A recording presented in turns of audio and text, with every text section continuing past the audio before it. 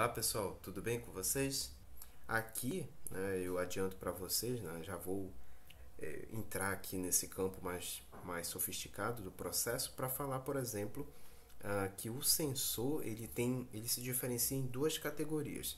Nessa imagem vocês veem a plataforma, essencialmente, mas aqui, onde eu estou apontando o mouse, ficam os sensores, capazes de registrar essa radiação e convertê-las em imagem através de um processo lá bastante interessante, bastante sofisticado. Então, olha lá. A categoria dos sensores é passivos e ativos. Bruno, qual é o efeito prático de eu entender isso no meu dia a dia? É muito simples. Olha só, sensores passivos, eles utilizam a radiação do Sol. Então, esta radiação sai do Sol, chega nos alvos, e reflete até o sensor, tá bom?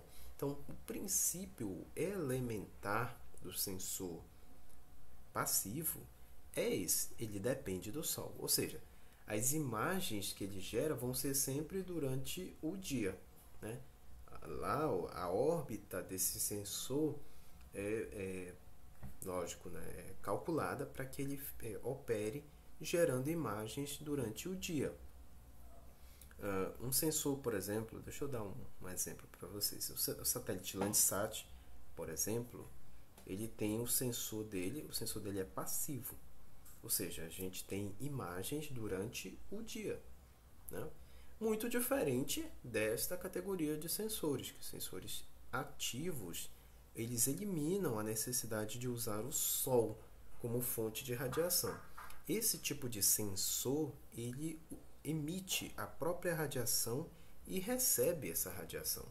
Então, são sensores aí que têm uma alta capacidade de gerar esse fluxo de energia na faixa de micro-ondas, e não sei se vocês perceberam, mas no slide anterior tinha aqui, microwave, Então, ele gera essas ondas eletromagnéticas na faixa de micro-ondas. Essa radiação, então, sai, chega aos alvos, interage com os alvos e interage de forma diferente do que esse tipo aqui e volta para o sensor, tá bom? Então, a interação dos alvos dos sensores ativos, a interação da radiação dos sensores ativos, ela é muito diferente dessa interação aqui, O produto, as imagens e até mesmo todo o produto que deriva dos sensores ativos, ele é essencialmente diferente desse daqui, tá? Mas não se preocupem, eu quero que vocês entendam o seguinte aqui. Quero que vocês entendam que existem essas categorias de sensores e que o sensor passivo ele utiliza a radiação do Sol, produz imagens em período diurno, e o sensor ativo emite a própria radiação. Vocês já devem ter escutado, por exemplo, alguém falando em imagens de radar. Imagens de radar é sensor ativo. Então, essas imagens de radar, para a gente fazer hipissometria, declives, correções topológicas, etc., são imagens produzidas aqui, tá bom?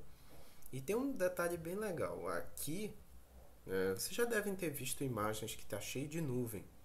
Essas imagens com nuvem são captadas por esses sensores.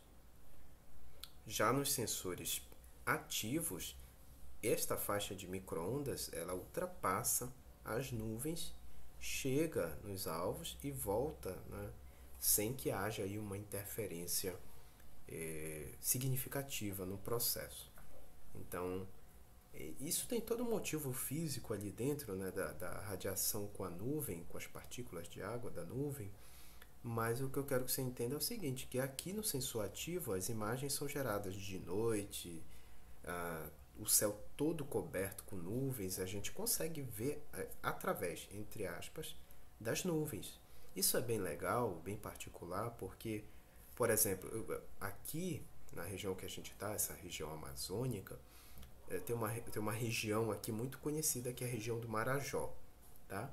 E essa região do Marajó, ela é quase todo ano coberta com nuvens, tá? Então, Como é que eu vou monitorar algo que está o tempo todo coberto por nuvens? Como é que eu vou ver isso? Então, para utilizar um recurso que me permita ver a superfície da região do Marajó, a gente costuma recomendar que use sensores ativos. Tá bom, pessoal? Então, até a próxima aula.